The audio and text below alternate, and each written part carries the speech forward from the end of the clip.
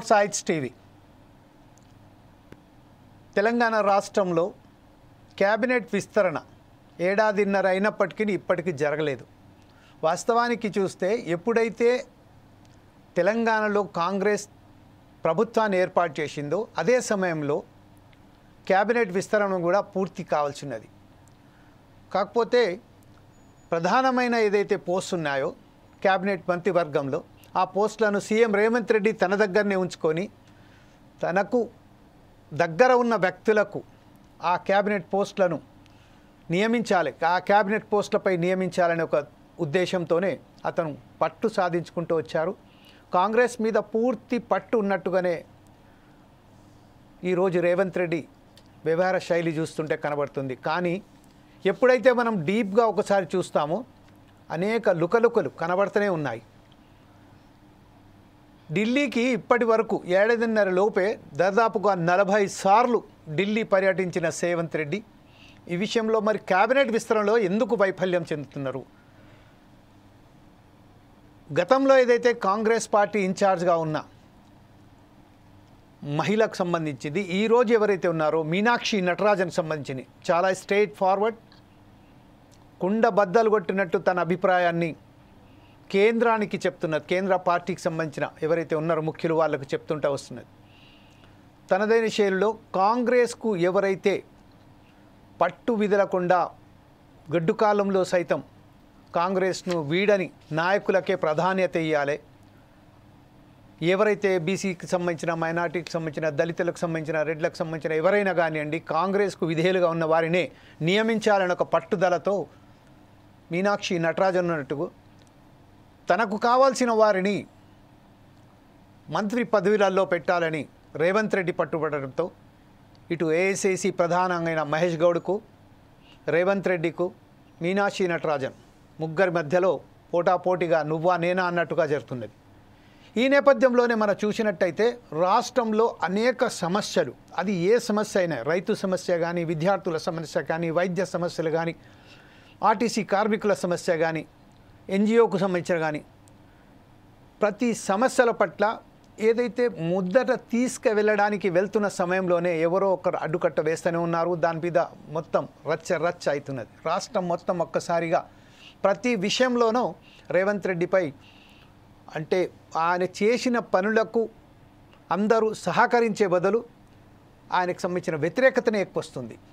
రాబోయే కాలంలో ఇప్పుడు ఎప్పుడైతే పంచాయతీ ఎలక్షన్స్ వస్తున్నాయో ఆ సమయంలో మరి ఇంత గుడ్డు పరిస్థితులలో కాంగ్రెస్ నెగ్గబోతుందా లేదా, అసలు వాస్తవానికి విస్తరణలో ఇలాంటి ఎందుకు వస్తున్న అడ్డంకులు ఎందుకు వస్తున్నాయి, ఈ విషయంపై ఈరోజు మనతో మాట్లాడడానికి కాంగ్రెస్ ఎమ్మెల్సీ అద్దంకి దయాకర్ గారు, అలాగే బీజేపీ నాయకులైనటువంటి పల్నాటి వెంకటరెడ్డి గారు, అలాగే బీఆర్ఎస్ నాయకులైనటువంటి గంటా రాములు యాదవ్ గారు, అలాగే ప్రముఖ విశ్లేషకులు డాక్టర్ వై సంజీవ్ కుమార్ గారు ఈరోజు మనతో మాట్లాడడానికి జూమ్ లైన్లో సిద్ధంగా ఉన్నారు. ప్రస్తుతం దయాకర్ గారు రానికి ఇంకా కొద్దిసేపటి ఉంది కాబట్టి మనం ఒకసారి వెంకటరెడ్డి గారి దగ్గర వెళ్దాం. వెంకటరెడ్డి గారు, ప్రధానమైన సమస్యలు ఈరోజు రాష్ట్రాన్ని ఒక్కసారిగా కుదిపేస్తున్నాయి. ఈ విషయంలోనే క్యాబినెట్కు ముఖ్యమైన ఏదైతే పదవులు ఉన్నాయో ఆ పద్యాలు తన దగ్గరనే పెట్టుకొని రాష్ట్ర సమస్యలను పక్కన పెట్టి ఈరోజు క్యాబినెట్ విస్తరణ కూడా చేయలేకపోవడానికి సంబంధించిన మీరేమంటారు, మీరే ఎట్లా విశ్లేషిస్తారండి? ఈరోజు చూస్తూ ఉంటే కాంగ్రెస్ పార్టీ అధికారంలోకి వచ్చి మరి సంవత్సరంన్నర అయిపోయింది. అక్కడ నుండి మొదలు పెడితే వాళ్ళ సమస్యలు, ఇప్పుడు మన రాష్ట్ర ప్రజల సమస్యలు బోలెడని తెలంగాణ రాష్ట్రంలో కనబడతా ఉన్నాయి. ఎన్నో హామీలు ఇచ్చారు, ఎన్నో రకరకాల వాగ్దానాలు చెప్పారు. ఇవన్నీ కూడా ఎక్కడ కూడా మరి పూర్తి చేసే పరిస్థితి కనబడతలేదు. కాంగ్రెస్ పార్టీలో కనీసం ఇప్పుడు 16 నెలల కాలంలో వాళ్ళ మంత్రివర్గాన్ని పూర్తిగా మరి చేయలేకపోతున్నారంటే ఎక్కడో ఒక దగ్గర ఏదో ఇష్యూ జరుగుతూనే ఉంది. సో వాళ్ళ మధ్యలోనే వర్గాలు మరి నాకు కావాలని ఏదైతే మంత్రి పదవులు ఆశిస్తూ ఉన్నారో వాళ్ళే కొట్టుకుంటా ఉన్నారు. తెలంగాణ ప్రజలను పట్టించుకునే పరిస్థితి కనపడతలేదు. తెలంగాణ రాష్ట్ర అభివృద్ధి కానీ, సంక్షేమ పథకాలు కానీ ఏవైతే ఉన్నాయో అవి ముందుకు పోయే పరిస్థితి కూడా లేవు. మరి ఇప్పటికీ దగ్గర 6 మంత్రి పదవులు ఇప్పటికీ పెండింగ్లో ఉన్నాయంటే ఇంకా వీళ్ళకి సంవత్సరం అయిపోయింది, ఇంకొక 2-3 సంవత్సరాలు ఉంటుంది వీళ్ళకి పదవి కాలం. ఈ పదవి కాలం 3 సంవత్సరాలు వీళ్ళు ఎప్పుడు కంప్లీట్ చేస్తారు, ఎప్పుడు మంత్రి పదవులు ఇస్తారు, ఎప్పుడు చైర్మన్లు ఇస్తారు, ఎప్పుడు వాళ్ళు కంప్లీట్ చేసుకు పరిస్థితి ఉంది. రేపొద్దున ఇదే మంత్రులు మరి వీళ్ళందరూ కూడా ఆ గ్రామాలకు వెళ్ళి గ్రామాల్లో ఏదైతే అభివృద్ధి కానీ సంక్షేమ పథకాలు కానీ చాలా పెండింగ్లు ఉన్నాయి. ముఖ్యమంత్రి గారి దగ్గర చాలా పదవులు ఉన్నాయి, ఇవన్నీ కూడా చూడలేరు కదా. విద్యాశాఖ, పంచాయతీరాజ్ శాఖ, మిగతావి ఇవన్నీ కూడా ఎప్పుడు చూస్తాం, మున్సిపల్ శాఖ, ఇవన్నీ కూడా ఒక దగ్గర పెట్టుకొని కాన్సన్ట్రేటెడ్ గా డీసెంట్రలైజ్ చేయకుండా మంత్రి పదవులు ఇవ్వకుండా ఎన్ని రోజులు ఈ రాష్ట్రాన్ని మరి ఈ విధంగా నడిపిస్తారో నాకు అర్థం కావట్లేదు. సో ఎప్పుడో చేయాల్సిన పరిస్థితి ఉండే, కనీసం ఒక 2-3 నెలలు అధికారంలోకి వచ్చినాక 3 నెలలు ఉంటుంది మాక్సిమం, లేదా 6 నెలలు, సంవత్సరంన్నర. ఇంత ఘోరమా? సో ఏంటంటే వీళ్ళ దగ్గర మరి ముఖ్యమంత్రి గారో లేకపోతే మీనాక్షి నటరాజన్ కొత్తగా వచ్చిన ఇన్ఛార్జ్ మధ్యలో వాళ్ళు ఏదైతే మధ్యలో ఇష్యూస్ ఉన్నాయో, అండర్స్టాండింగ్ ఏదైతే ఉందో అది అది కనపడట్లేదు. అండర్స్టాండింగ్ ఉంటే డెఫినెట్ గా పార్టీలో పనిచేసిన వాళ్ళకి ఏదైతే ముందు నుంచి పనిచేసిన వాళ్ళకి పార్టీ పదవులు కానీ లేకపోతే మంత్రి పదవులు కానీ ఇవ్వాలని చెప్పేసి మీనాక్షి నటరాజు. ఇటువైపు చూస్తే ముఖ్యమంత్రి గారు నా వాళ్ళకి ఇచ్చుకోవాలి, నా వైపున వాళ్ళకి వాళ్ళు ఇచ్చుకోవాలన్న ఆలోచనతోటి ఈయన మధ్యలో ఇవన్నీ ఏమవుతుందంటే ఈ రాష్ట్రంలో జరిగే అభివృద్ధి కానీ ఈ సంక్షేమ పథకాలు కానీ అడ్డంకిగా మారి ఇప్పుడు రేపొద్దున మరి ఈ కంప్లీట్ చేయాలి పరిస్థితి కనబడతా ఉంది. రాష్ట్ర సమస్యలు చూస్తే ఇప్పుడు మనం 6 గ్యారెంటీల హామీలు ఉండే, 6 గ్యారెంటీల హామీలు మొత్తం తుంగలో దొక్కినట్టే, ఎక్కడ కూడా దాని గురించి మాట్లాడట్లేదు. ఏమనంటే అయిపోయింది, మేము మొత్తం కూడా కంప్లీట్ చేసినాం, ఇప్పుడు మొత్తం మొదలు పెట్టినాం, అవి జరుగుతున్నాయని చెప్పి అంటారు. తెలంగాణ రాష్ట్ర ప్రజలకి చాలా క్లియర్ గా అర్థమైంది ఏంటంటే ఈ 6 గ్యారెంటీలు 13 అంశాలు ఉంటే 3 అంశాలు మాత్రమే ముందుకు తీసుకొచ్చారు, మిగతా అంశాలు మొత్తం కూడా తుంగలో దొక్కారు. ఒకటి బస్సు ప్రయాణం. ఈ ఆర్టీసీ సమస్యలు ఇప్పుడు తెలుసు, నేను చాలాసార్లు డిబేట్లలో పార్టిసిపేట్ చేసినప్పుడల్లా ఉచితంగా ప్రయాణం మొదలుపెట్టిరంటే ఆర్టీసీకి ప్రభుత్వం ఇమ్మీడియట్ కట్టాల్సిన అవసరం లేకుండే, అందుకే మొదలుపెట్టారు. ఇప్పుడు చూడండి, 100 కోట్ల రూపాయలు ఆర్టీసీ కట్టాలి. ఆర్టీసీ కట్టకపోతే మరి ఆర్టీసీ కార్మికులు సమ్మె చేయాలని చెప్పేసి మననే ముందుకు వచ్చారు. ఎందుకు వస్తున్నారంటే డెఫినెట్ గా తెలంగాణ రాష్ట్రం దగ్గర డబ్బులు లేవు, ఊరికే హడావిడిగా స్టార్ట్ చేశారు, ఇప్పుడు మళ్ళీ డబ్బుల కోసం చూస్తా ఉన్నారు. ఫండ్ ఇప్పుడు ఆర్టీసీ కట్టాలి, అది కట్టలేరు. తర్వాత కరెంటు బిల్లు ఏదైతే ఉచిత విద్యుత్ ఉందో దానికి కూడా పెండింగ్ బకాయిలు 1,000 కోట్లు ఉన్నాయి. వాళ్ళు కూడా రేపొద్దున ధర్నా చేసే ఆలోచన ఉంటది, వాళ్ళు కూడా రోడ్డు మీదకి వచ్చే ఆలోచన ఉంటది. వాళ్ళు మరి వాళ్ళకి కూడా 1,000 కోట్ల రూపాయలు ప్రభుత్వం నుంచి విద్యుత్ శాఖకి ఏ విధంగా సమకూరుస్తారు అనేది ప్రశ్నార్థకం. మూడోది రుణమాఫీ మనం చాలా సార్లు మాట్లాడినాం. రుణమాఫీ ఇప్పటికి కూడా 2 లక్షలు కంప్లీట్ కాలేదు, చాలా మందికి ఇవ్వాల్సిన అవసరం ఉంది, కానీ టెక్నికల్ సమస్యలు అని చెప్పి దాన్ని ఆపేశారు, ఆ డబ్బులు లేవు. సో తర్వాత మిగతా రైతు భరోసా 15,000 రూపాయలు అని చెప్పారు, 12,000 రూపాయలు తీసుకొచ్చారు, 3.5 ఎకరాల వరకే ఇచ్చారు. మరి మిగతా వాళ్ళకి ఎప్పుడు ఇస్తారు? ఇంకా దగ్గర 5,000 కోట్ల రూపాయలు ఇంకా ఇవ్వాల్సిన అవసరం ఉంది, అది కూడా లేదు. సీజన్ కూడా అయిపోయింది, సమ్మర్ కూడా అయిపోయింది, ధాన్యం ఇంటికి వస్తా ఉంది, ధాన్యం కళ్ళల్లో ధాన్యం తడుస్తా ఉంది, వర్షాలు వస్తా ఉన్నాయి, అకాల వర్షాలు వస్తున్నాయి, పట్టించుకుని నాదు లేడు. కనీసం సమీక్షలు లేవు, మంత్రుల సమీక్షలు లేవు.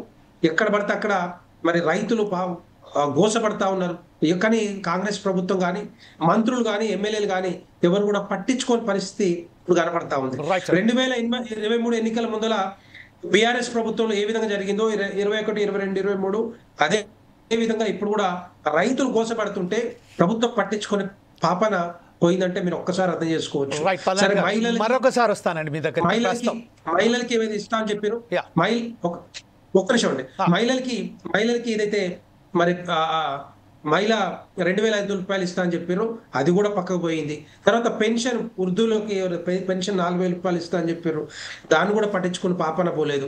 వాటి గురించి మాట్లాడలేదు. ఏమనంటే వేరే రాష్ట్రాలకు పోయి మేము మొత్తం కూడా 6 గ్యారెంటీలు అమలు చేసినాం అని చెప్తా ఉన్నారు.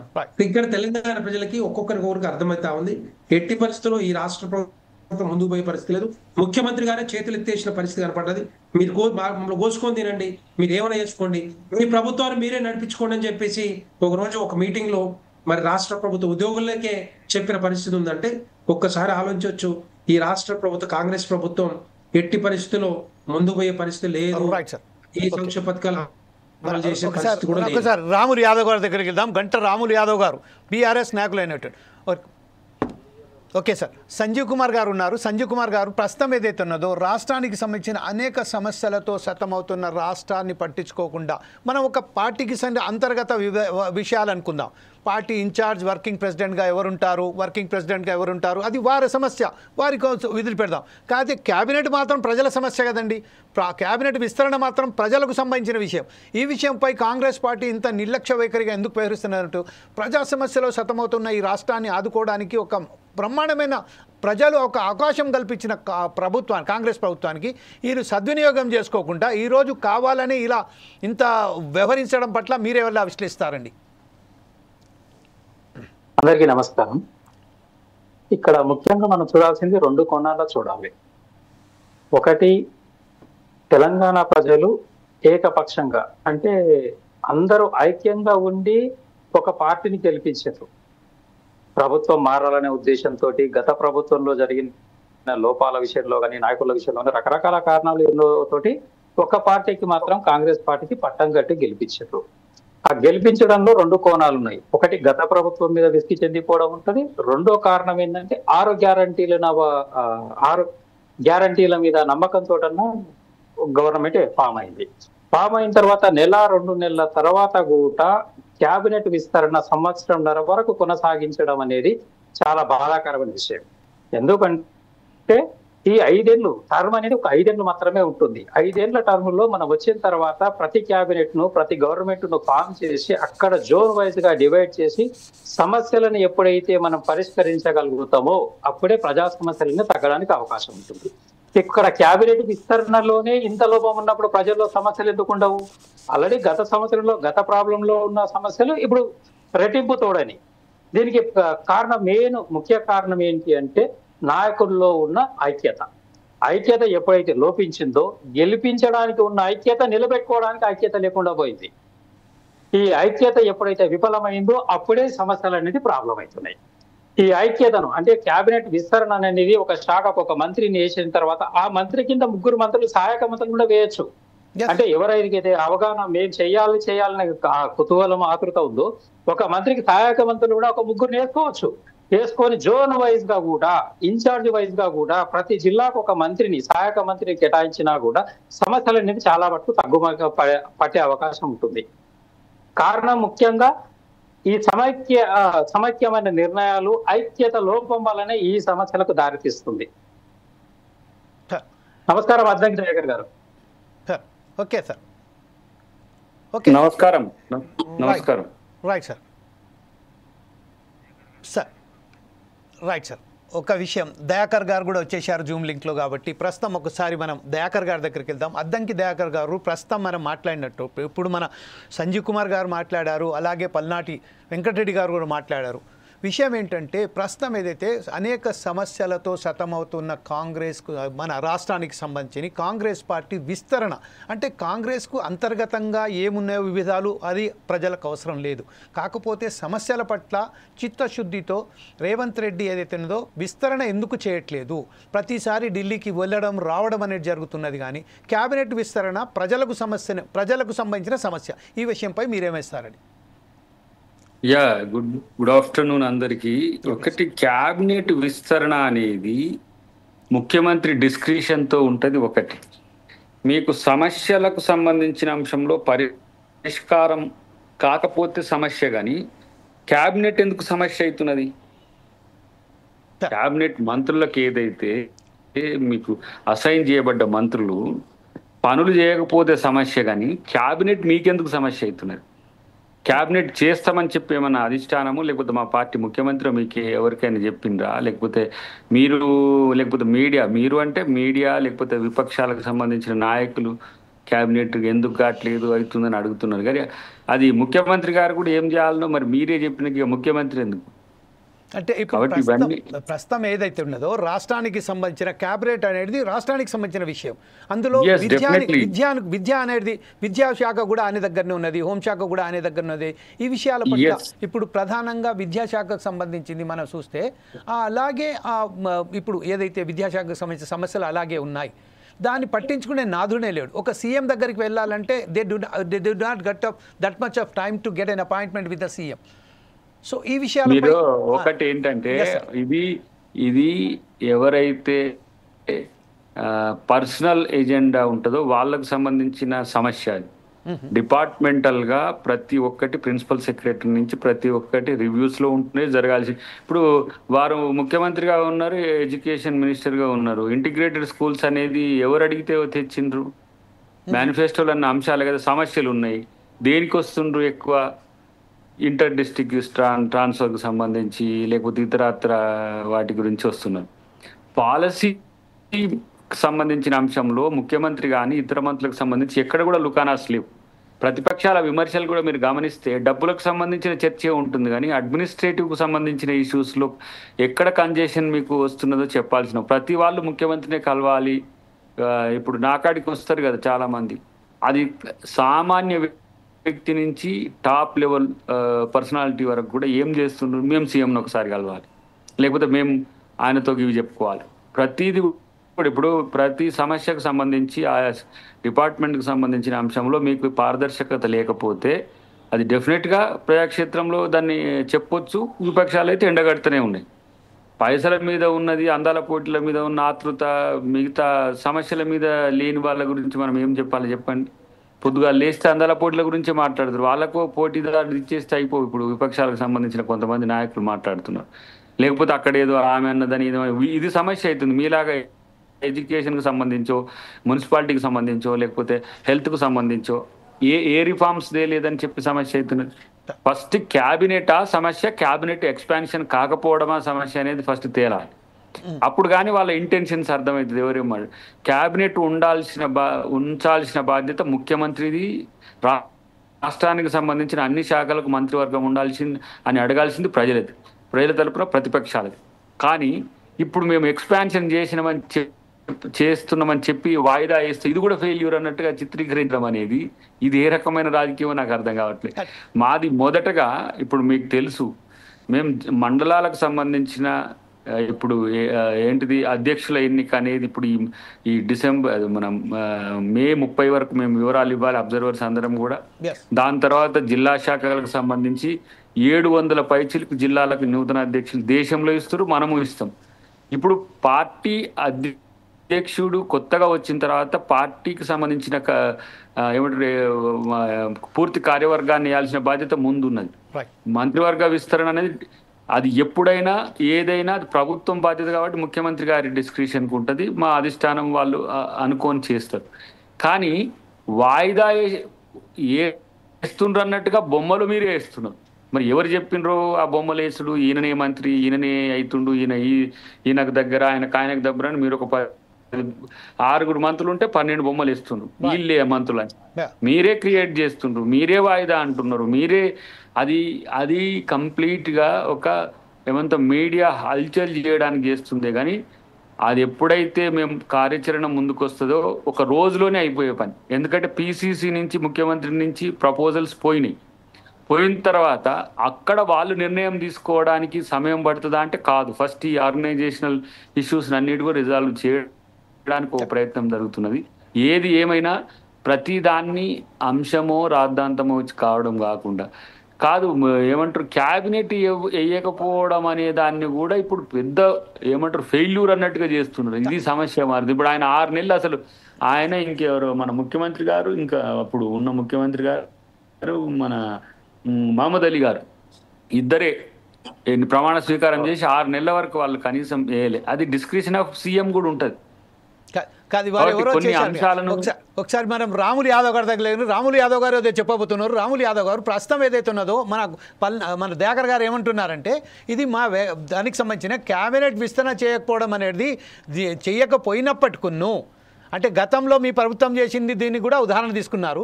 ప్రస్తుతం ఏదైతే ఉన్నదో క్యాబినెట్ విస్తరణ చేయకపోయినంత మాత్రాన పనులు మాత్రం ఆగుతలేవు కదా, ఖచ్చితంగా పనుల మీద సాగుతూనే కదా. ఆ సారాంశం మీద అద్దంకి దయాకర్ గారు చెప్తున్నారు. ఈ విషయంపై మీరేమంటారండి? అందరికీ నమస్కారం. Yeah please. ముఖ్యంగా ప్రభుత్వం అనేది ప్రజలతో కూడుకున్నటువంటి ఇది ఒక అడ్మినిస్ట్రేషన్ కి సంబంధించిన నిర్ణయం తీసుకొని ప్రభుత్వం ఏర్పడతారు. ప్రభుత్వం ముఖ్యమంత్రి గారికి అధికారాలు ఉన్నా ఎవరిని పెట్టుకోవాలి, ఎంతమందిని పెట్టుకోవాలనుకున్నా కూడా రాజ్యాంగంలో మినిమం 15% పెట్టుకోవచ్చు అని చెప్పి ఒక రాజ్యాంగంలో పొందుపరిచారు. ఆ పొందుపరచడానికి కూడా కారణాలు ఏంటి? సర్వీసెస్ అందాలి అంటే ప్రభుత్వం సంబంధించిన సర్వీసెస్ కింది వర్గాల ప్రజలకు, గ్రామంలో ఉన్న ప్రజలకు కూడా ఒక మంత్రి గారి ద్వారా డైరెక్ట్ గా వెళ్ళి చెప్పుకునే ఒక పరిస్థితి రావాలని అనుకున్నప్పుడు ఈ యొక్క చట్టంలో పొందుపరచుకోవడం జరిగింది. లాస్ట్ ఆంధ్రప్రదేశ్ ఉన్నప్పుడు మనకు 44 మంది మంత్రులు ఉండేవాళ్ళు, శాఖలుగా ఉండేటి సేమ్. కానీ ఈరోజు చిన్న రాష్ట్రం తెలంగాణ ఏర్పడిన తర్వాత మనకు 18 మంది మాత్రమే పెట్టుకునే ఒక అధికారాన్ని రాజ్యాంగం కల్పించింది. ఆ 18 మంది కూడా అవసరం లేదు, మేము ఎట్లా మా ఇష్టం అంటే రాజ్యాంగం కల్పించిన హక్కు ముఖ్యమంత్రికి ఉండొచ్చు కాక, కానీ 18 మందిని పెట్టి సర్వీసెస్ ఇస్తే ఎంతైనా కూడా ఒక మనిషి 14 నుంచి 15-16 గంటల కంటే ఎక్కువ పని చేయలేడు. మరి ఆ శాఖకు సంబంధించిన ఏదైతే సంబంధించిన నిర్ణయాలు ఉన్నాయో ఒక మంత్రి ఉంటే ఆ మంత్రి పూర్తి స్థాయిలో నిర్ణయం తీసుకొని ముఖ్యమంత్రి గారి దగ్గరికి వెళ్తాడు. ముఖ్యమంత్రి గారి ఆమోదంతో అక్కడ పరిపాలన జరుగుతుంది. మరి ఇప్పుడు ముఖ్యమంత్రి గారి దగ్గరికి ఆ శాఖ విద్యాశాఖనే ఉంది. ఇలా విద్యాశాఖకు సంబంధించిన ప్రతి అంశం దయాకరణ చెప్పినట్టు ఎవరో టీచర్ ట్రాన్స్ఫర్ కావచ్చు, ఇంకేదో కావచ్చు, అది అవసరమా లేదా, అది చెయ్యాలన్నా వద్దా అనే నిర్ణయం ఎవరు చేయాలి? మంత్రి గారి లెవెల్లో చేసే కొన్ని మంత్రి గారే చేసేటి కొన్ని ఉంటాయి ముఖ్యమంత్రి గారికి పంపకుండా. మరి అవన్నిటిని ఎవరు చూడాల్సి వస్తుంది? ముఖ్యమంత్రి గారి సమయం అయితే వృధా అవుతుంది కదా, దానికి సంబంధించిన అధికారం అయితే పోయి బ్రీఫ్ చేయాల్సి వస్తుంది కదా. అట్లనే ఇవాళ ఇరిగేషన్ శాఖనే ఉందండి. ఇవాళ ఇరిగేషన్ శాఖలో అక్కడ మొన్న 12 మంది కార్మికులు దాని కింద పడి చనిపోయారు. ఇప్పుడు దానిలో 3 రోజులు 4 రోజులు ఉన్నాడు. సేమ్ మళ్ళీ ఉత్తమ్ కుమార్ రెడ్డి గారికి సివిల్ సప్లై డిపార్ట్మెంట్ కు సంబంధించిన సన్నబియ్యం పథకం కావచ్చు, ఇంకొక అంటే ఒక్కొక్కరికి 3 శాఖలు ఉండడం వల్ల ఒక శాఖ పైన సమగ్రంగా అవగాహనతో కూడుకొని డైరెక్షన్ ఇవ్వలేకపోతున్నారు అనేది మనకు కనబడతా ఉంది. ఇలా గ్రామాలలో చాలా సెంటర్లలో వడ్లు తడిసిపోయి ఇంకా కూడా అవి గోనె సంచులు లేవని ఒక దగ్గర, అవి లారీలు రావడం లేదని ఒక దగ్గర. ఇలా సర్వీసెస్ కు సంబంధించింది సంక్షేమ పథకాలు ఒక భాగం అయితే సర్వీసెస్ అనేది ప్రజలకు అందించినప్పుడే పూర్తి స్థాయిలో ప్రభుత్వం సఫలం చెందినట్టు, అంటే అది దాని అడ్మినిస్ట్రేషన్ కరెక్ట్ గా ప్రజలకు అనుకున్న మేరకు ఇచ్చినట్టు. మనం సర్వీసెస్ ని వదిలేసి ఇలా మీ వ్యక్తిగత పార్టీలో ముఖ్యమంత్రి గారి సొంత అధికారం కావచ్చు, కానీ ముఖ్యమంత్రి గారి సొంత అధికారం కూడా ప్రజలదే, ప్రజలు ఇచ్చినటువంటి అధికారం ముఖ్యమంత్రి గారికి. వ్యక్తిగతంగా రేవంత్ రెడ్డి గారో లేకపోతే ఇంకొకరు ఆయన ఇష్టం వచ్చిన చట్టం కాదు, అది కూడా ప్రజలు కల్పించినటువంటి రాజ్యాంగబద్ధమైనటువంటి ఆయన హక్కు. ఆ హక్కును కూడా ప్రశ్నించే అధికారం కూడా ఎవరికి లేదు. వాళ్ళు 6 నెలలు పెట్టలేదు కాబట్టి మేము నడిపిస్తున్నాం కదా, మీకు ఉంటేంది లేకుంటేంది అనే దాన్ని ఇక ప్రజలకు చెప్తున్నాం. ఇప్పుడు మేమేమంటున్నామంటే హోం శాఖ సంబంధించి తన దగ్గరే ఉంది. ఇలా క్రైమ్ రేట్ పెరిగింది. ఇలా మనకు లాస్ట్ 23కు ముందు ఉన్నటువంటి క్రైమ్ రేటు, ఇప్పుడు ఉన్నటువంటి క్రైమ్ రేటు మనకు కేంద్ర నివేదికలు చెప్తా ఉన్నాయి. తర్వాత ఇలా ఏదైతే మన బడ్జెట్ ని పెంచుకోవాలనే ఒక ఆలోచన ఉంది. ఇప్పుడు దాని మీద ఫోకస్ పెట్టడం లేదు.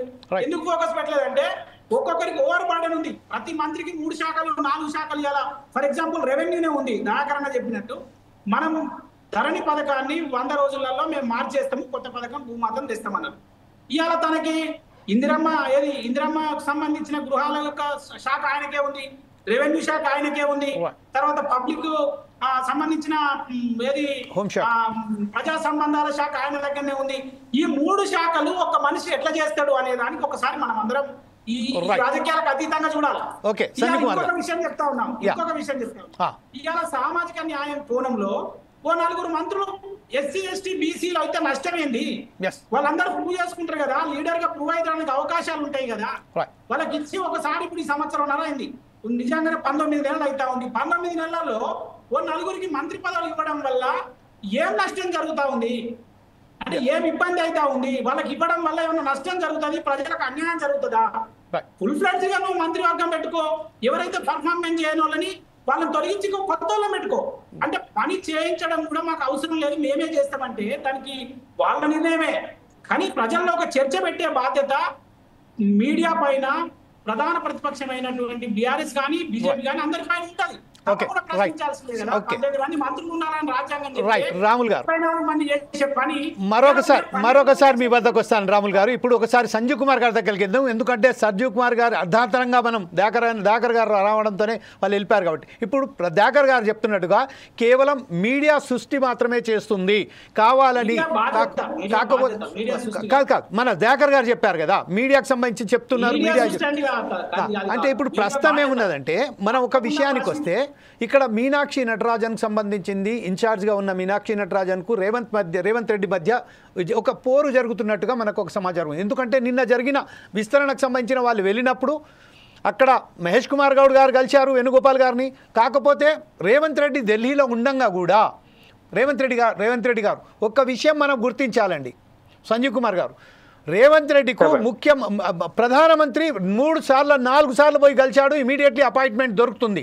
కానీ ఎప్పుడైతే రేవంత్ రెడ్డి అదే తనకు సంబంధించిన ఎవరైతే రాహుల్ గాంధీ దగ్గరికి వెళ్ళడానికి ప్రయత్నం చేస్తున్నారో ఆ సమయంలో రాహుల్ గాంధీ రేవంత్ రెడ్డి గారికి అపాయింట్మెంట్ ఇవ్వట్లేదు.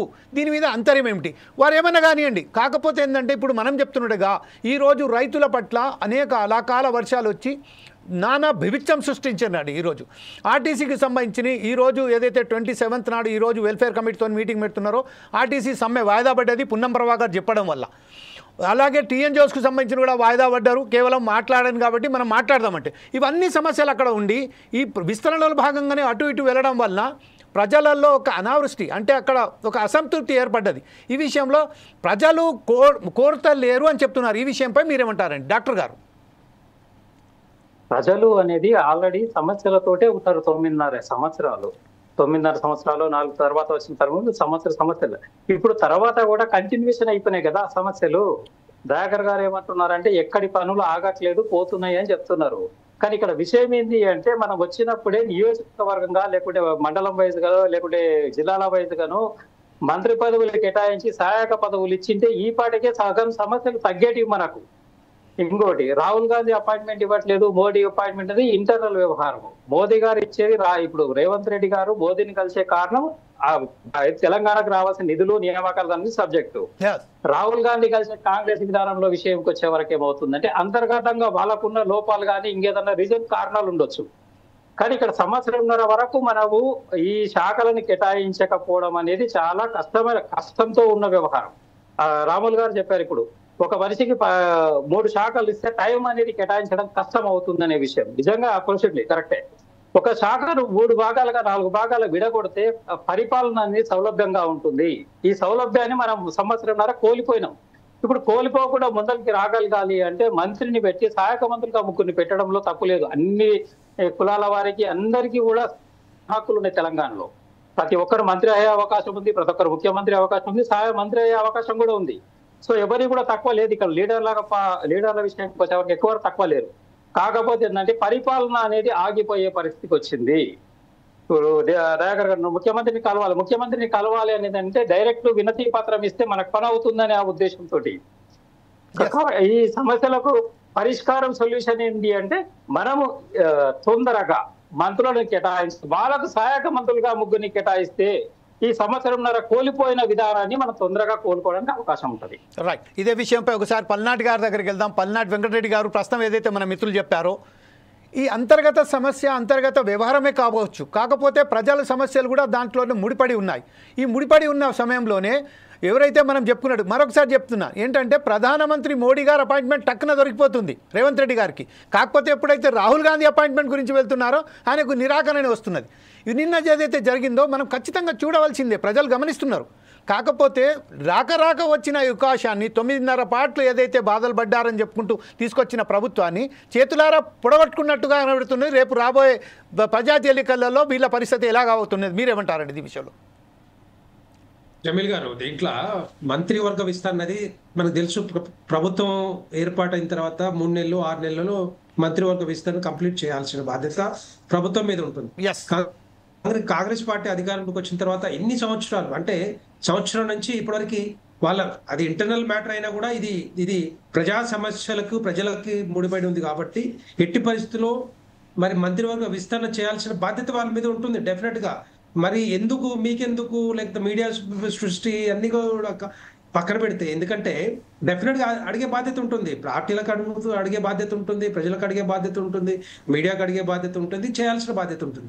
ఒక్కొక్క మంత్రి దగ్గర 2-3 పదవులు మంత్రి బాధ్యతలు ఉన్నప్పుడు దాన్ని డీసెంట్రలైజ్ చేసి దాని మీద సమీక్షలు జరిపే అవకాశాలు ఉంటాయి. దాని మీద మరి ఫర్ ఎగ్జాంపుల్ ఇప్పుడు ఉత్తమ్ కుమార్ రెడ్డి గారు ఉన్నారు, వారి దగ్గర 2 శాఖలు ఉన్నాయి, ఇరిగేషన్, ఒకటి ఫుడ్ సివిల్ సప్లైస్. ఇప్పటి వరకు 2 నెలలు అవుతుంది దగ్గర మరి ధాన్యం కల్లాలకు వచ్చి అక్కడ మొదలుపెట్టిన దగ్గర ఇప్పటి వరకు వాటి మీద ఎప్పుడు కూడా సమీక్ష జరపలే. గత వారం క్రితము ఒక్కసారి సమీక్ష జరిపిన సందర్భాలు ఉన్నాయి. అంతకుముందు ఎప్పుడు కూడా కల్లాల్లో ధాన్యం ఉన్నా కూడా మరి చిన్న ట్రాన్స్పోర్ట్ సమస్యలు కానీ లేకపోతే సుతులీలు కానీ మిగతా సమస్యలు ఏతున్నాయో, అకాల వర్షాలు కానీ తడుస్తున్నా కానీ మరి వాటిని పట్టించుకునే పరిస్థితి కనపడలేదు. సో అక్కడ ఉన్న ఎమ్మెల్యేలు కానీ మిగతా వాళ్ళు కానీ మరి ఎక్కడ కూడా కల్లాలకు పోయి ఈ రైతుల్ని ఈ విధంగా పరామర్శిద్దాము, లేకపోతే వాళ్ళు సపోర్ట్ చేద్దాము, కల్లాలు ఏం జరుగుతుంది, వస్తున్నాయా రావట్లేవా, దానికి సంబంధించిన కూడా ఎక్కడ కూడా సమీక్ష జరిపిన అవకాశాలు లేవు. మరి ఆ కల్లాల దగ్గరికి పోయిన పరిస్థితులు కనపడలేదు. సో అలాంటిది ఈ అన్ని కూడా మంత్రివర్గ విస్తరణ చేపట్టకపోవడం వల్ల కొంత, ఎందుకంటే ఇప్పుడు వాళ్ళ మీద బర్డెన్ ఉంటుంది. ఇరిగేషన్ మీద మరి ఎన్నోసార్లు రకరకాల ప్రాజెక్టులు పోయిన సందర్భాలు ఉన్నాయి, కానీ ఫుడ్ సివిల్ సప్లైస్ మీద రైతులు ఈ విధంగా ఆకారాలు పడతా ఉంటే, గోసపడతా ఉంటే ఎక్కడ కూడా మరి వెళ్ళిన పరిస్థితి కనపడతలేదు. సమీక్షలు జరపాలి, అధికారులకి వాళ్ళు గైడ్ చేయాలి, ఎట్లా ఏం జరుగుతుంది, ఎక్కడ ఏం జరుగుతుంది, వాళ్ళు రిపోర్ట్ తీసుకోవాలి, ఇన్పుట్ రిపోర్ట్ తీసుకోవాలి, ఇమ్మీడియట్ గా సమస్యను పరిష్కరించాల్సిన బాధ్యత ఆ మంత్రి మీద ఉంటుంది. కానీ ఆ మంత్రి గారు మీద 2-3 శాఖలు ఉండడం వల్ల డెఫినెట్ గా ఇవన్నీ కూడా జరుగుతూ ఉన్నాయి. ఇప్పుడు చూశారు మనం విద్యాశాఖ కానీ, లేకపోతే ఇప్పుడు ఈవెన్ ముఖ్యమంత్రి గారి దగ్గర ఇన్ని శాఖలు ఉండడం వల్ల ఆయన మీద కూడా బాడీ ఉంటుంది కదా. మిగతా శాఖల మీద ఏ విధంగా వాళ్ళు సూపర్వైజ్ చేస్తారు, సమీక్షలు చేస్తారు, ఏ విధంగా రిపోర్ట్ తీసుకుంటారు, ఇవన్నీ కూడా ఏంటంటే డెఫినెట్ గా జరగాల్సిన బాధ్యత వాళ్ళు తీసుకోవాలి. మంత్రివర్గ విస్తరణ చేయాల్సిందే ఎట్టి పరిస్థితుల్లో. అది కొంత మరి ఇంకొక మాట ఏంటంటే, ఒకవేళ ఇప్పుడు మంత్రివర్గ విస్తరణ చేసినా కూడా వాళ్ళకి ఆ మంత్రి ఆ శాఖ మీద పట్టు రావాలంటే దగ్గర ఒక 6 నెలలు 1 year పడుతుంది. సో ఇవన్నీ కూడా ముందే చేస్తాయి, ఎందుకంటే ఇంకొక 3 years 3.5 years ఉంది కాంగ్రెస్ ప్రభుత్వం అది టైం. సో ఇవన్నీ చేస్తే తొందరగా మరి ఈ అభివృద్ధి కానీ లేకపోతే సంక్షేమ పథకాల మీద దృష్టి పెట్టే అవకాశాలు ఉంటాయి. సో అది ఇంటర్నల్ మ్యాటర్ అయినా కూడా దాని మరి బాధ్యతని ఏవైతే రాహుల్ గాంధీ గారిని కలవడమో, లేకపోతే మిగతా వాళ్ళని కలవడమో, లేకపోతే అండర్స్టాండింగ్ లేకనో, లేకపోతే ఏదైతే ఇన్ఛార్జ్ ఉన్నారో మీనాక్షి నటరాజన్ గారికి, ముఖ్యమంత్రి గారికి ఏమైనా మందిలో అండర్స్టాండింగ్ లేకనో ఏదో ఒకటి మాత్రం డెఫినెట్ గా జరుగుతూ ఉంది. అది పూర్తి చేయాల్సిన బాధ్యత మరి కాంగ్రెస్ పార్టీ మీద ఉంటుంది, కాంగ్రెస్ ప్రభుత్వం మీద ఉంటుంది. ఇంతకుముందు చెప్పినట్టుగా 6 గ్యారెంటీల హామీలో అవి పూర్తిలు చేయలేకపోతా ఉన్నారు. కనీసం మంత్రివర్గ విస్తరణ చేసిన తర్వాత వాటి మీద కాన్సన్ట్రేట్ చేసి రేపొద్దున అభివృద్ధి కానీ సంక్షేమ పథకాల మీద దృష్టి పెడితే మరి వాళ్ళ కాంగ్రెస్ పార్టీకి మేము ఎవరైతే ఓటీసీ గెలిపించారో మహిళలు కానీ, రైతులు కానీ, విద్యార్థులు కానీ, నిరుద్యోగులు కానీ వీళ్ళందరూ కూడా కనీసం ఎంతో కొంత మరి సంక్షేమ పథకాలు కానీ అభివృద్ధి జరిగే అవకాశం ఉంటాయి. ఎట్టి పరిస్థితులు చేయాల్సిన బాధ్యత. పల్నాడు గారు, I will come down to again మరొకసారి మీ దగ్గర వస్తాను. ఇప్పుడు ప్రస్తుతం ఏదైతే దాకర్ గారు మీరు చెప్పండి, ప్రస్తుతం ఏదైతే ఉన్నదో ఒక రాష్ట్రానికి సంబంధించిన ఇక్కడ ఇన్ఛార్జ్గా మీనాక్షి నటరాజన్ గారు ఉన్నారు, అలాగే ప్రదేశ్ కాంగ్రెస్ ప్రెసిడెంట్గా మహేష్ కుమార్ గారు ఉన్నారు. కొంతమంది పేర్లను అంటే మనకు వచ్చిన దానికి సంబంధించిన మరొకసారి మీరు చెప్తున్నది ఏంటంటే కొంతమంది పేర్లు వచ్చాయి. ప్రేమ్ సాగర్ రావు గారి పేరు, అలాగే మీ పేరు కూడా దాంట్లోనే, అద్దంకి దయాకర్ గారి పేరు ఉన్నది, అలాగే గడ్డం వివేక్ గారు, సుదర్శన్ రెడ్డి గారు, అలాగే ఫహీం ఖురేషి, అలాగే కోదండరామ్, ఆమిర్ అలీ ఖాన్, కోమటిరెడ్డి రాజగోపాల్ రెడ్డి, మల్రెడ్డి రంగారెడ్డి. ఇందులో కొంతమంది మనం గుర్తించవలసింది ఏంటంటే కొంతమంది రేవంత్ రెడ్డి గారికి ఒకసారి ఇక బ్లాక్మెయిలింగ్ చేసే విధంగా పాటిస్తున్నారు. ఏంటంటే నాకు ఇస్తారా లేకపోతే నేను వేరే దాంట్లో పోనా అన్నట్టుగా వాళ్ళు సిద్ధంగా ఉన్నారు గోపిల్లాగా. అంటే ఇంకోటి ఏంటంటే కొంతమంది ఎవరైతే ఉన్నారో కాంగ్రెస్కు సంబంధించిన కాంగ్రెస్ను ఎంత గొడ్డికారం అయినప్పటికీ ఎలాంటి పరిస్థితులలో కాంగ్రెస్ను వీడకుండా కాంగ్రెస్నే పట్టి ఉన్నారు. వారికి సంబంధించి మీనాక్షి నటరాజన్ గారు చాటు పట్టదలు ఉన్నారు. ఎవరైతే కాంగ్రెస్ని ఫస్ట్ నుంచెల్లే నమ్ముకొని ఉన్నారో వారికే పట్టం కట్టాలి. కేవలం విస్తరణనే కాకుండా ఇలాగే వేరేదైతే ఇంకా చైర్మన్స్ పదవులు ఉన్నాయో లేకుంటే కాంగ్రెస్ వర్కింగ్ ప్రెసిడెంట్ ఉన్నాయో వారికి కూడా ఎవరైతే కాంగ్రెస్ను నమ్మిన వాళ్ళే ఉన్నారో వాళ్ళకే ఇవ్వాలని మీనాక్షి నటరాజన్ గారు ఒకవైపు ఉంటే, రేవంత్ రెడ్డి గారికి సంబంధించిన బ్లాక్మెయిల్ చేసేటోళ్ళు వారు వేరు, రేవంత్ రెడ్డి పేరు ఇచ్చిన విషయాలు వేరు. అయితే ఈ విషయంపై మీరేమంటారండి? ఇందులో మీ పేరు ఉన్నది కాబట్టి మీరు కొంచెం ఆలోచించవలసింది. అయ్యా, ఇప్పుడు మాకు ఉండాల్సిన ఆతృత మా మిత్రులకు ఉన్నందుకు సంతోషం. ఎందుకంటే ఇట్స్ అంటే అపోనెంట్స్ అయినా కూడా పీపుల్స్ కోణం నుంచి ప్రశ్నించడాన్ని కాంగ్రెస్ పార్టీ ఎప్పుడు వ్యతిరేకించదు. ఎందుకంటే మీరు అన్నట్టుగా ఒక వ్యక్తి 8 గంటలు పనిచేస్తే ఎట్లా ఉంటుంది, 2 వ్యక్తులు 8 గంటలు పనిచేస్తే 16 గంటలు వస్తాయి. సో ఆ విధంగా ప్రజలకు మేలు జరుగుతుందనే కోణాన్ని ఎప్పుడు కూడా కాంగ్రెస్ పార్టీనో డెమోక్రాట్స్ ఎవరు కూడా దాన్ని వ్యతిరేకించరు. మీ దాంట్లో నేను తీసుకోవాల్సిన పాయింట్స్ ఏంటి? ప్రజలకు అందుబాటులో ప్రభుత్వం ఉండాల్సిన పరిస్థితుల్లో అవి మీరు విస్తరించకపోవడం వల్ల ప్రజలకు నష్టం జరుగుతుందనే కోణాన్నే నేను ఎప్పుడైనా ఎక్కువ విశ్లేషించాలి. మిగతా అన్ని రాజకీయ కారణాలు డెఫినెట్గా వాటికి సంబంధించిన అంశంలో ఇప్పుడు మన మిత్రుడు చెప్పింది కదా, ఉత్తమ్ కుమార్ రెడ్డి గారి యొక్క మీరు డైరీ కనుక తీస్తే దాంట్లో ఏ రివ్యూస్ జరిగినాయి సివిల్ సప్లైకి సంబంధించి, ఇరిగేషన్కి సంబంధించి. ఇప్పుడు ఒకవైపు వడ్ల కొనుగోలుకు సంబంధించి కూడా మొన్న వారు వివరాలు చెప్పిండు, ఎంత శాతం వడ్లు కొనుగోలు జరిగింది. నేను కూడా క్రాస్ చెక్ చేసుకున్నా. మొన్న నేను ఇక్కడి నుంచి కాళేశ్వరం నుంచి భద్రాచలం మీదుగా అటు విజయవాడ పోయినా, కానీ నేను ఎక్కడి నుంచి కాళేశ్వరం నుంచి భద్రాచలం వచ్చే క్రమంలో నాకు మహబాద్, ఎక్కడ ములుగు నుంచి మహబాద్ మధ్యనే నాకు వడ్లకి సంబంధించిన కొనుగోలు కొంత మందకొడిగా ఉన్నట్టు రోడ్ల మీద కనపడ్డాయి.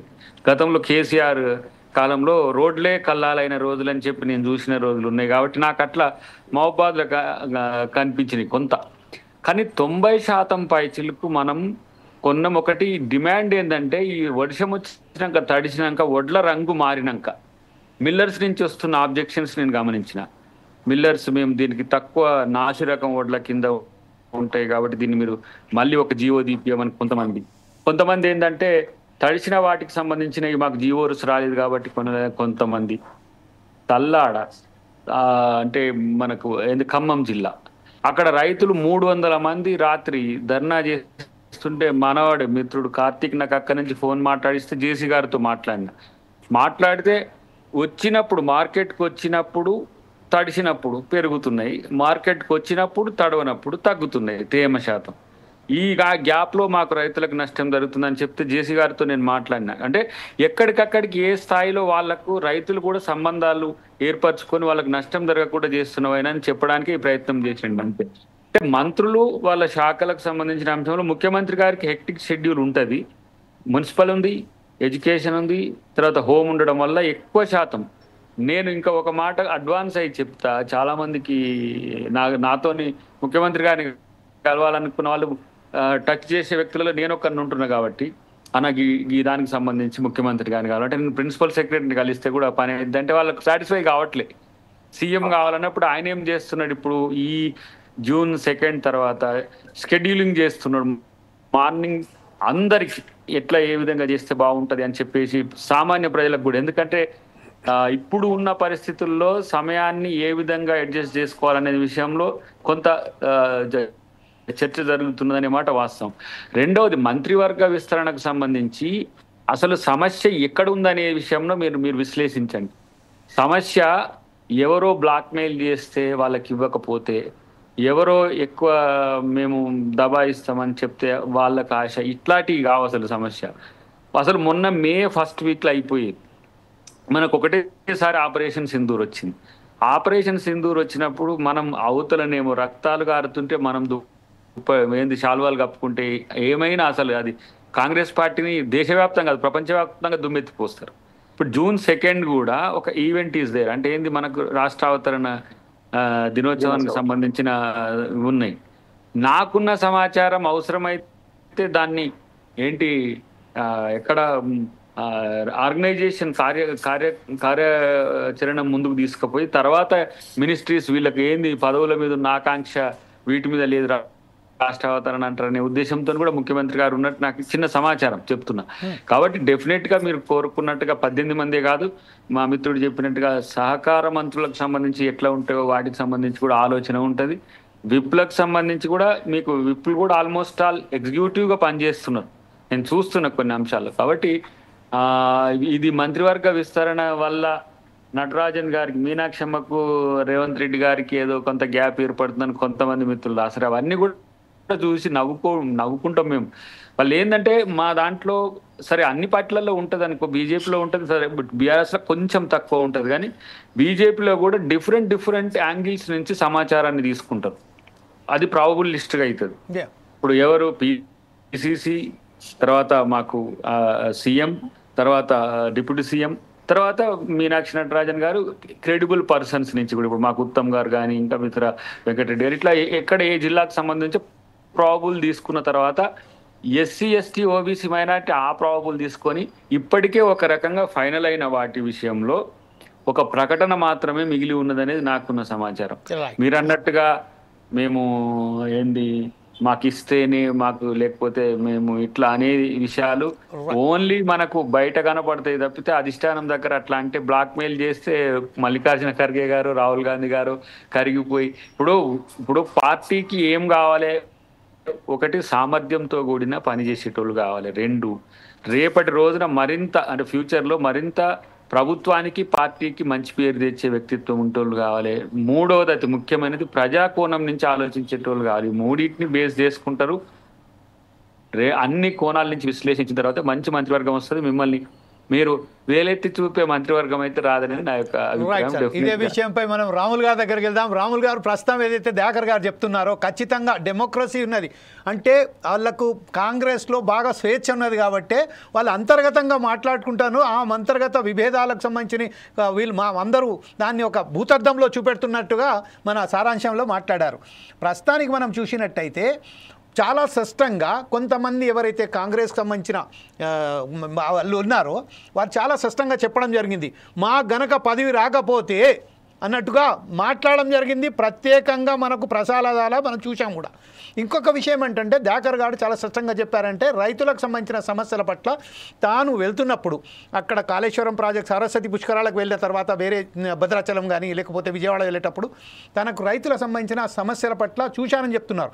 కానీ నిన్న డిబేట్లో ఫోర్సైజ్ టీవీ నిర్వహించిన డిబేట్లో రైతులు 100% వచ్చేసి వాళ్ళు చాలా స్పష్టంగా చెప్పడం జరిగింది. మేము ఎంత చేసినప్పటికీ ఇటు కొనుగోలు ఐకేపీ సెంటర్స్ కానివ్వండి లేకపోతే మిల్లర్స్ కానివ్వండి మమ్మల్ని మోసం చేస్తున్నారు. బస్తాకు 7.5 కిలోలకు సంబంధించిన మా మీద ఈ దౌర్జన్యం చేస్తున్నారు, మమ్మల్ని ఇట్లా చేస్తున్నారని చెప్పారు.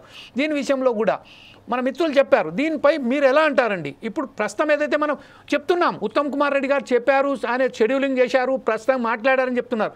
కాకపోతే ఆచరణలో మాత్రం ఇక్కడ సరైన పద్ధతిలో నడిపిస్తలేరు అన్నట్టు ఒక అవగాహన ప్రజల్లో. ఎస్ సార్ జమీల్ గారు అన్నకి దయాకర్ అన్నకి ఇప్పుడు ఉత్తమ్ కుమార్ రెడ్డి గారు స్టేట్ లో సమీక్ష చేశారు, కానీ జిల్లాలలో ఎక్కడ కూడా మంత్రులు కానీ ఎమ్మెల్యేలు కానీ మిగతా అధికారులు కానీ ఎక్కడ కూడా సమీక్ష జరగట్లేదు. సమీక్షలు కూడా చేపట్టలేదు ఇప్పటిదాకా. కనీసం సమీక్షలు చేసినప్పుడు ఎక్కడెక్కడ ఏ ఊర్లో ఏ మండలాల్లో ఈ ఇష్యూస్ ఉన్నాయి ఆ ఇష్యూస్ తీసుకొని వచ్చి ఇమ్మీడియట్ గా మరి వాటిని రిజాల్వ్ చేసే సామర్థ్యం ఉంటుంది. కానీ ఎందుకు పట్టించుకోవట్లేదు అనేది ఇంపార్టెంట్.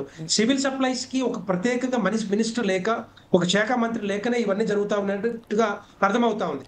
సో అట్లాంటివన్నీ కూడా ఎందుకంటే ఇప్పుడు ఐకేపీ సెంటర్స్ కానీ బయట అమ్ముకున్నాడు కానీ ఇవన్నీ కూడా రైతులు 2-3 నెలల నుంచి మరి గోసపడతా ఉంటే దాని మీద పట్టించుకోలేదు. ఎందుకంటే ఇరిగేషన్ శాఖలో బిజీగా ఉన్నారు ఉత్తమ్ కుమార్ రెడ్డి గారు. కనీసం ఆ సివిల్ సప్లైస్ లో అట్లీస్ట్ కొంతమందికి ఎమ్మెల్యేలు కానీ ఎమ్మెల్సీలకు కానీ మిగతా వాళ్ళకి కొన్ని గైడ్ లైన్స్ ఇష్యూ చేసి ఎట్టి పరిస్థితులు మీరు సమీక్ష జరపండి, అధికారులు సమీక్ష జరిపిన తర్వాత ఇష్యూస్ రిజాల్వ్ చేయమని కూడా ఎక్కడ కూడా చెప్పలేదు. ఇదే బర్డెన్ అవుతా ఉంది. మంత్రివర్గ విస్తరణ చేపట్టకపోవడం వల్ల ఇలాంటి బర్డెన్ అయ్యే అవకాశాలు ఉంటాయి. ఇప్పటికైనా ఇంకో విషయం ఏంటంటే వచ్చే వానాకాలం లోపల ఈవెన్ ఫసల్ బీమా కూడా రైతులకి దాన్ని కూడా అమలు చేస్తే డెఫినెట్ గా అకాల వర్షాలు కానీ మిగతా ఇష్యూస్ ఏమైనా వచ్చినప్పుడు ధాన్యం తడిచిపోయినప్పుడు కనీసం ఒక 200-300 రూపాయలు ఖర్చు పెడితే వాళ్ళకి 20-30 వేల రూపాయలు మరి ఫసల్ బీమా యోజన కింద ఇన్సూరెన్స్ కూడా వచ్చే అవకాశాలు ఉంటాయి. దాన్ని కూడా చేయాల్సిందిగా మేము దయాకర్ గారి ద్వారా కనీసం అట్లీస్ట్ ముఖ్యమంత్రి గారి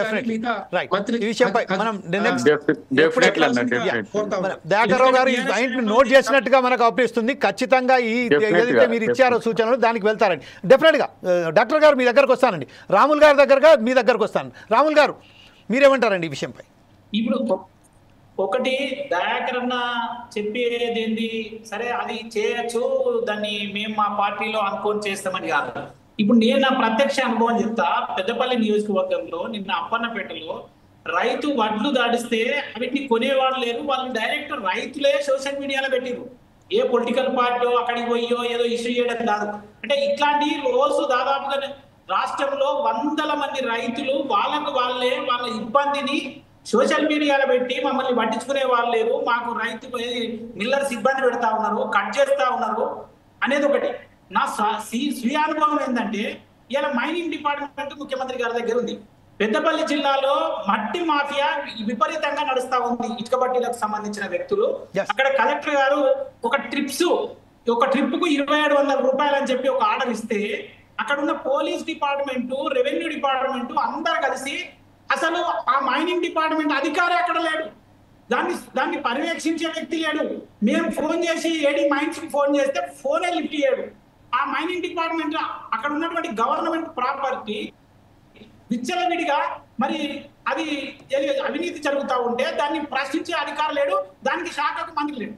ఇంకొక విషయం, ట్రాన్స్పోర్ట్ కి సంబంధించి మేము అక్కడ గ్రామస్తులందరూ పోయి ఓవర్లోడ్ పోతా ఉంది, ఇది ఓవర్లోడ్ పోకుండా చూడాలి అని అంటే అక్కడ ఆర్టీ అధికారం లేడు. వీళ్ళందరినీ మంత్రులు ఉన్నట్టయితే ఇవన్నీ ప్రభుత్వానికి సంబంధించిన పనులు.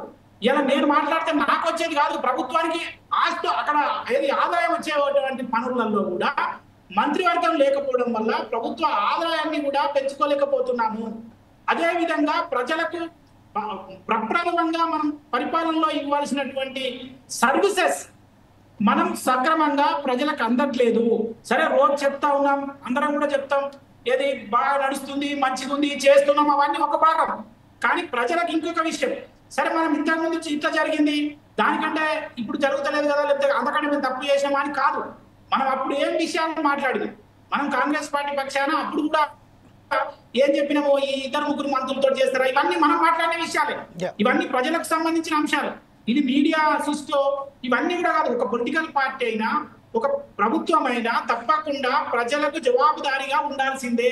పొలిటికల్ పార్టీ కూడా ఎలక్షన్ కమిషన్ దగ్గర ఒక బైలా రూపొందించుకొని ఆ బైలా ప్రకారం ఆ పార్టీ నడవాలి.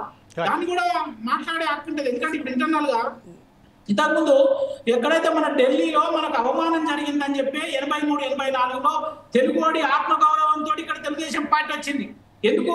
మన ముఖ్యమంత్రులను మార్చడం, మన ముఖ్యమంత్రిని గౌరవించకపోవడం వల్ల. ఇవాళ రేవంత్ రెడ్డి గారికి అపాయింట్మెంట్ దొరుకుతలేదు అని అంటే అది ప్రజల అంశం. అడ మీ ఇంటర్నల్ రాహుల్ గాంధీ గారు ఇచ్చుడు ఇవ్వకపోవడం కాదు. ఇక్కడ ఈ రాష్ట్ర ముఖ్యమంత్రిగా తన అపాయింట్మెంట్ ఆయన ఇవ్వలేకపోతున్నాడంటే ఆయన అవమానిస్తే తెలంగాణ ప్రజలను అవమానించినట్టే కదా, అది కూడా ప్రజల అంశమే. ఇవన్నీ ఇంటర్నల్ అయినా కూడా ప్రతి దానిలో ప్రజలకు సంబంధం లేకుండా పొలిటికల్ పార్టీస్ కానీ ప్రభుత్వాలు కానీ ఉండవు. సరే నిర్ణయాల అధికారం ఉండొచ్చు, నిర్ణయం తీసుకునే అధికారం రేవంత్ రెడ్డి గారు ముఖ్యమంత్రి గారికి ఉండొచ్చు, ఎవరిని మంత్రులు పెట్టుకున్నామని. కానీ 19 నెలలు మేము మంత్రులుగా పెట్టము, మేము ఈ 12 మందితోటే బాగా పనిచేస్తాము, మేము 18 గంటలు పనిచేస్తున్నాం. నువ్వు 18 గంటలు చేసినా మరి జనరల్ గా ఒక దయాకరణతో ఏమడుగుతున్నా అంటే మాకు 12 మంది చాలా తీర్మానం చేయాలి శాసనసభలో, ఏం అవసరం లేదు, మేము ఇబ్బంది అవుతుందా అని. దానివల్ల మనం విభేదించాం. కానీ తప్పకుండా మంత్రివర్గ విస్తరణ అనేది ప్రజలకు సంబంధించిన అంశం కూడా కాబట్టి ఇంటర్నల్ పార్టీలో ఎవరి మాట నెగ్గడము, ఎవరు సెలక్షన్ చేయడం అనేది వాళ్ళు ఇంటర్నల్ కావచ్చు. కానీ నియమించడం మాత్రం తప్పకుండా చేయాల్సిందే. నెంబర్ 1. నెంబర్ 2, ప్రజలకు సంబంధించిన సర్వీసెస్ మంత్రులు ఉన్నంత ఈజీగా మరి ఒక్కొక్క దగ్గర 4 ఉండడం వల్ల ఉత్తమ్ కుమార్ రెడ్డి గారు అన్ని శాఖలు సమీక్ష చేయొచ్చు, అది చేయలేదని చెప్పట్లేదు. కానీ ఇంకొక మంత్రి ఉండడం వల్ల ఇంకా కన్వీనియంట్ గా నేనే ఉన్నా, మైన్స్ మినిస్టర్ ఉంటే నేను డైరెక్ట్ మైన్స్ మినిస్టర్ దగ్గర గారికి మైనింగ్ శాఖ మంత్రి గారి దగ్గరికి పోయి మీ ఏడీ పనిచేయట్లేదు, అక్కడ ప్రభుత్వ ఆదాయం దుర్వినియోగం జరుగుతా ఉందని చెప్పే అవకాశం నాకు ఉండేది. నేను ముఖ్యమంత్రి గారికి పోయి కలవగలుగుతున్నా, అధికారులు అందరూ ఒకటే, అధికారులు రెస్పాండ్ అయ్యే పరిస్థితి లేదు. ప్రజల యొక్క ఆస్తిని రక్షించాలన్నా, ప్రజలకు సర్వీసెస్ ఇవ్వాలన్నా, ప్రజలకు మనం అనుకున్న తీరుగా పనిచేయాలన్నా తప్పకుండా మంత్రివర్గ విస్తరణ చేయాల్సిందే. Right sir. రాములు గారు, ఇప్పుడు మనం ఒకసారి డాక్టర్ సంజీవ్ కుమార్ గారి దగ్గరికి వెళ్దాం. సంజీవ్ కుమార్ గారు, ప్రస్తుతం ఏదైతే మనం చూస్తున్నాం, సంజీవ్ కుమార్ గారు ఇప్పుడు దయాకర్ గారి దగ్గరికి నేను 3 విషయాలు తీసుకొని వస్తాను. అదే ఇంకొక విషయం దాంట్లో యాడ్ చేయండి సార్. నేను ఏంటంటే ఇంకొక విషయం నా పేరు కూడా యాడ్ చేసుకుంటూ మీరు అడగండి. ఏంటంటే ఇప్పుడు మనకు రేవంత్ రెడ్డి గారు ఉన్నారు, మీనాక్షి నటరాజన్ గారు ఉన్నారు, పిసిసి చీఫ్గా మహేష్ కుమార్ గౌడ్ గారు ఉన్నారు. వీరు ముగ్గురు కలిసి కూర్చొని ఈ ఒక 10-12 పేర్లు ఏదైతే ఉన్నదో దాంట్లో అందరి పేర్లు ఇప్పుడైతే ఇంతకుముందు చెప్పాను, అందులో ప్రేమ్ సాగర్ రావు గారు ఉన్నారు, అద్దంకి దయాకర్ గారు ఉన్నారు, ఫహీం ఖురేషి ఉన్నారు, వివేక్ ఉన్నారు, అలాగే చాలామంది ఉన్నారు. అయితే ఈ పేర్లను 4-5 పేర్లు అనేది అయితే ఫైనలైజ్ చేసుకొని వారే తీసుకుపోయి అక్కడ ఎవరైతే ఉన్నారో కేంద్రంలో ఉన్నారో వాళ్ళ పార్టీకి సంబంధించిన నాయకులు ఉన్నారు, కేంద్ర నాయకులు, వాళ్ళకి ఇచ్చేస్తే ఫైనల్ చేసేస్తారు కదా. వేణుగోపాల్ గారు కానివ్వండి, రాహుల్ గాంధీ కానివ్వండి, ఇది ఫైనల్ చేసేస్తారు కదా. దీన్ని ఇంత రదార్థం చేసి ప్రజలలో తీసుకొచ్చి ఒక అనావృష్టి అంటే సృష్టించడం వల్ల ఎంతవరకు సమయం, అది కూడా అడుక్కుంటూ మీరు మీ క్వశ్చన్స్ కూడా అడగండి సార్.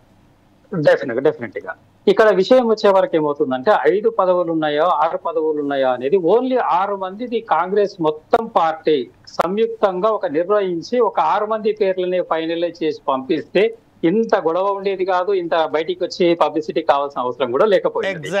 అయితే ఇక్కడ మీకు ఏంటండి ఓన్లీ పార్టీ అంటే కమిట్మెంట్, ఒక 6 పోస్టులే 6 మంది మీరు నామినేట్ చేయాల్సింది ఓన్లీ 6 మంది, 6 మందికి 6 మంది వస్తారు కాబట్టి ఎక్కడ కూడా డిస్టర్బెన్స్ లేకుండా పార్టీ అనేది వస్తుంది. రెండో పాయింట్ ఏంటంటే ఎవరికైతే ఇంట్రెస్ట్ ఉందో సర్వీస్ చేయాలని ప్రతి ఒక్క ఎమ్మెల్యేకు ఉంటుంది, నేను మంత్రి పదవి కావాలనే విజన్లో, దాంట్లో ఏ పార్టీకి అతీతం కాదు. అయితే ఇక్కడ ఏంటి అంటే మీరు ఒక మంత్రిత్వ శాఖలో 2 సహాయక మంత్రిత్వ శాఖలు సహాయ మంత్రులుగా పెట్టగలిగితే ప్రతి ఒక్కరికి మంత్రి పదవి ఇచ్చినట్టు అవుతుంది, పనిని కూడా సులభంగా చేసినట్టు అవుతుంది. అంటే నియోజకవర్గం కానీ జిల్లాల వైజ్ కానీ విడగొట్టి పని చేయగలిగితే పని తొందరగా సులువు అవుతుంది. తెలంగాణ ఏర్పడ్డది, చిన్న రాష్ట్రాలు ఏర్పడ్డది కూడా అదే కారణం. తొందరగా అభివృద్ధి చెందాలి అంటే రాష్ట్రాలుగా విభజిస్తేనే అభివృద్ధి చెందుతుంది అని. సో ఇక్కడ పని విషయాల్లో కూడా ఒక మంత్రిత్వ శాఖకు 2 సహాయ మంత్రి పదవులు ఇవ్వగలిగితే ఖచ్చితంగా పని సౌలభ్యం ఉంటుంది, సూచనలు సలహాలు పాటించడం వస్తుంది, తెలంగాణ ఒక పాయింట్ ఆఫ్ లో అభివృద్ధి చెందడానికి అవకాశం ఉంటుంది. రెండో పాయింట్, ఇక్కడ రైతు భరోసా అనేది కమిట్మెంట్ లేకుండా ఉంది. ఈ రైతు భరోసాను ప్రతి రైతుకు తెలియాల్సిన బాధ్యత ఉంది. ఫలాని రోజు మీ అకౌంట్ లోకి డబ్బులు వస్తాయి, ఫలాని కాలంలో మీకు డబ్బులు వస్తాయి అనేది చెప్పకపోవడం అనేది కూడా ఇబ్బందికరమైన విషయం రైతులది. ఇంకొక మీ దగ్గరికి తీసుకొచ్చే సూచన ఒక్కటే దయాకర్ గారు, మంత్రి పదవులతో పాటు సహాయక మంత్రి పదవులను ఏర్పాటు చేయండి. మీరు అంతర్గతంగా మాట్లాడుకొని ఒక్క మంత్రి పదవికి 2 సహాయ మంత్రి పదవులు ఇవ్వగలిగితే పరిపాలన అనేది చాలా సులభంగా అవుతుంది. జిల్లా వైజ్ గా కూడా నాయకులు కానీ లీడర్లు కానీ రీతి కలవడానికి అవకాశం ఉంటుంది. ఇంకొక ముఖ్య కారణం, ఒక్కసారి టీవీ ఛానల్ గారు ఒక్క నిమిషం నేను ఒక్క విషయం మీ దృష్టికి తేవాలనుకుంటున్నాను. మనకు ఆగస్టు 15 స్వతంత్ర దినోత్సవ సందర్భంగా స్వాతంత్రయేతరులు ఎందరో అమరులైన సందర్భంగా జెండా ఎగిరేస్తున్న రోజు వైన్ షాపులు, మద్యం షాపులు బంద్ చేస్తాం. ఓకే, అందరికి తెలిసిన విషయమే. జనవరి 26వ తారీఖు రోజు రాజ్యాంగం అమలు చేసినామనే ఉద్దేశంతో, మన దేశం మనం పరిపాలిస్తున్నాం అనే ఉద్దేశంతో వైన్ షాపులు, మద్యం షాపులు బంద్ చేస్తున్నాం. మరి 1300 మంది అమరులై చనిపోయిన తర్వాత, ఎన్నో యుద్ధాలు అయిన తర్వాత కూడా మనం ఆ స్ఫూర్తిని ఎందుకు దీనికి తీసుకోలేకపోయినాము?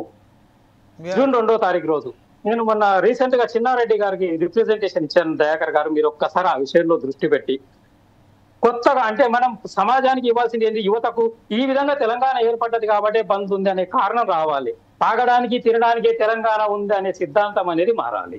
Yes sir, very good point you have noted out. Anyway, Dayakar గారు కంక్లూడ్ గా మీరేమంటారండి ఈ విషయాలపై?